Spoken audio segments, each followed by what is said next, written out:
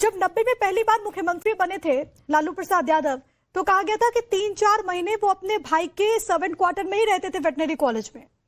आज क्या हो गया कि बंगले से आप लोगों का मुंह छूट ही नहीं रहा?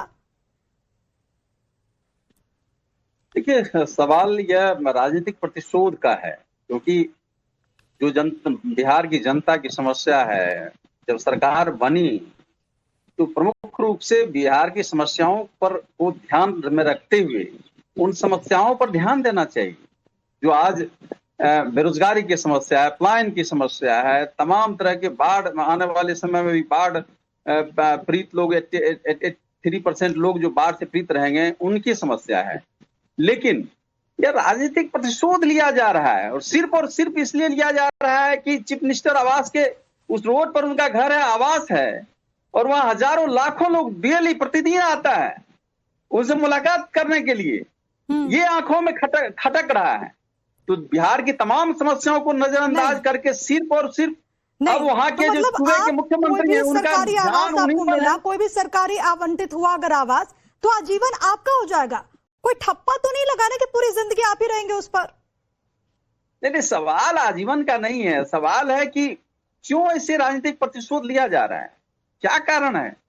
वही क्वार्टर आप दूसरे जगह दे रहे हैं जो वर्षों से दो मुख्यमंत्री, पूर्व मुख्यमंत्री वहां रह रही हैं और वर्षों से रह रही हैं। वहां बिहार की आम 13 करोड़ जनता की भावना उस फ्लैट से जुड़ी हुई है। वहां लोग जाते हैं, प्रत्येक दिन भेंट करते हैं, मुलाकात करते हैं। उन हजारों लाखों करोड़ों जनता की भावनाएं उससे जुड़ी हुई है। तो यह राजनीतिक प्रतिशोध लेने का क्या कारण है? जवाब दीजिए, जवाब दीजिए। मतलब वो सिर्फ चार दीवारी तो नहीं, आप सोचिए कि लालू परिवार की यादें उससे जुड़ी हुई हैं, बच्चों का जन्म हुआ उस घर में, शादियां हुई, पारिवारिक विवाद भी उसी घर में हुआ। ये प्रतिशोध है क्या? प्रिया जी, कल साहिबे मसलत थे, आज नहीं है। किराएदार हैं, कोई जाति मकान थोड़ी है। कोई आपके जाति मकान है, कोई 43 एकड़ में बनाया है आपने। गरीबों की बात करने वाले आए थे और कितना जमा किया है।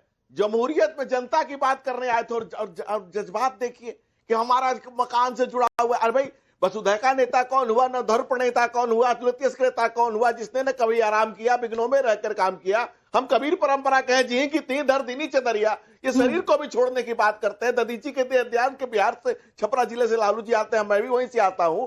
भाई, हमने त्याग की तपस्या के तर्पण समर्पण जनता के लिए किया क्या, बल्कि दूसरे की जमीन मकान गहना गुड़िया सब अपने नाम कर रंजन जी, और ये आरजेडी ने बकायदा कुछ सवाल पूछे। एक मिनट में एक करके वो सवाल लगते हो, हालांकि 10 सवाल है, लेकिन मैं 1-2 सवाल आपसे पूछती हूँ धनंजय जी, आप जवाब दीजिएगा। आरजेडी कह रही है कि उप मुख्यमंत्री के लिए आवंटित 5 देशरथ मार्ग को एक अणे मार्ग में क्यों मिलाया गया?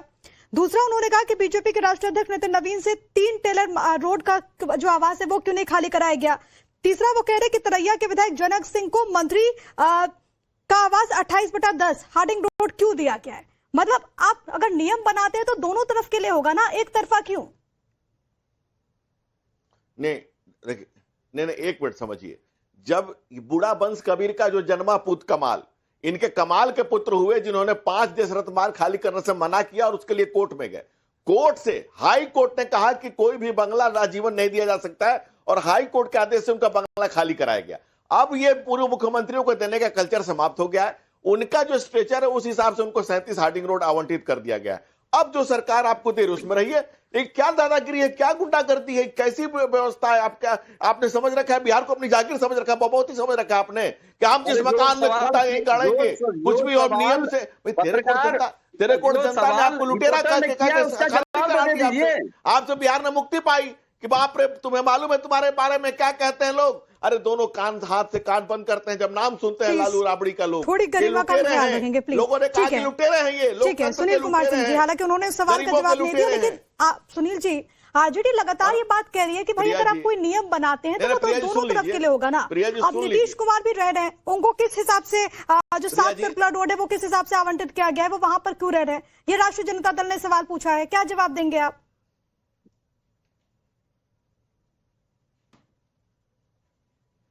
जनता दल का सवाल पूछना एकदम गलत है। देखिए, अपने गलत कार्य को छुपाने के लिए है। मूल मुद्दा है कि लालू परिवार को लोकतंत्र और नियम में कोई विश्वास नहीं है। देखिए, नियमानुकूल उनको बंगला बदला गया, उनको जाना चाहिए। उनके तेजस्वी यादव जी ने यही गलती की थी, लेकिन वो कम से कम इससे आहत होकर कोर्ट गए थे, कोर्ट से फटकार मिली। इनको लगता है कि इनको नाजायज तरीके से दिया जा रहा है और अमुक व्यक्ति को मिला है, इनको नहीं मिला है तो ये भी कोर्ट जाए। कानून का दरवाजा खटता है, कानून का दरवाजा अगर कहेगा तो स्टे ऑर्डर मिलेगा, और नहीं तो आप खाली करें। आप एक तरफ तो कहते हैं सुरक्षाकर्मी हम नहीं रखेंगे, हमको कोई मोह नहीं है, दूसरी तरफ इस बंगला से क्या मोह। देखिए आपका ये कहना, ये कार्यकर्ताओं का तर्क देना कि वहां शादी हुई है, वहां जो उत्सव हुआ है, तो देखिए रजिस्ट्री तो नहीं की जा सकती ना। पुराने बंगले में रहने देने में क्या दिक्कत है सुनील जी? पुराने बंगले में अगर रहती तो क्या दिक्कत है? ठीक है, कई लोग तो भी रह रहे हैं ना। अगर विजय चौधरी साहब भी पुराने बंगले में रह रहे हैं, विजय कुमार सिन्हा भी पुराने बंगले में रह रहे हैं। तो आपके कहने का मतलब है कि कोई अफसर का अगर स्थानांतरण हो तो वो अफसर कह दे कि हम यही रहेंगे, क्या दिक्कत है? ये चीजें नियमानुकूल चलती है। आपके प्रश्न अगर आपको लगता है कि आपके साथ नाजायज हुआ है तो आप कानून का दरवाजा खटकाइए। आप सनसनी पैदा करके अपने कार्यकर्ताओं को सड़क पर जमा करके एक लॉ एंड ऑर्डर का स्थिति उत्पन्न करना चाहते हैं, ये आपकी मंशा दर्शाता है। आपको मुद्दों का अकाल है। दोनों सवालों का जवाब दीजिएगा। और ये जनता ने आपको सत्ताच्युत कर दिया। दोनों सवालों का जवाब दीजिएगा। आपको तो नियम के हिसाब से चलना होगा ना। अब तेजस्वी यादव ने भी तो वही कहा था, हाईकोर्ट से फटकार लगी नहीं तेजस्वी यादव को कि घर आपका हमेशा के लिए नहीं हो सकता। डेप्यूटी सीएम हट गए, फिर भी वो बंगला उन्होंने रखा था। ये बार बार क्यों मोह आ जाता है? और अगर आपको कोई दिक्कत है तो आप कोर्ट का रुख कीजिए ना, सड़कों पर क्यों उतर जाते हैं आरजेडी के कार्यकर्ता? देखिए, आपने अभी 3 सवाल किया था और सत्ताधारी जो प्रवक्ता यहाँ बैठे हुए, उन 3 सवालों के जवाब में एक भी सवाल का जवाब दे पाए क्या? या बिहार की 13 करोड़ की जनता बहुत सजग है राजनीतिक रूप से, वो जानती है कि आप जवाब क्यों नहीं देना चाहते हैं, क्योंकि आपके पास जवाब नहीं है। इतना बड़ा 2 फ्लैट को 1 फ्लैट मिला के चीफ मिनिस्टर आवास बनाया जा रहा है। बिहार एक गरीब प्रदेश है, गरीबी के इंडेक्स में सबसे पिछड़ा हुआ है।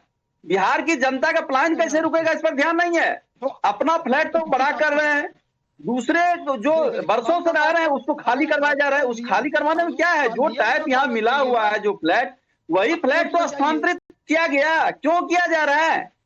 ये तो नहीं कि बड़ा है, छोटा है। आप जो उनको बात करें राजकुमार जी, आप भी वही कर रहे हैं। आप मेरे सवाल का जवाब नहीं दे रहे। राजकुमार जी, आपसे भी मैंने सीधा सवाल ये पूछा है कि तेजस्वी यादव ने भी तो यही किया ना। मतलब कैसा आप एग्जाम्पल सेट कर रहे हैं? तेजस्वी यादव को तो हाईकोर्ट से फटकार लगी कि नहीं लगी? उन्होंने 2 आवास रखा था या नहीं रखा था? नहीं सर, डेप्यूटी सीएम बनने के बाद ये बंगला अपने पास रखा था या नहीं रखा था? कोर्ट ने कहा था कि नहीं कि आप 2 आवास नहीं रख सकते।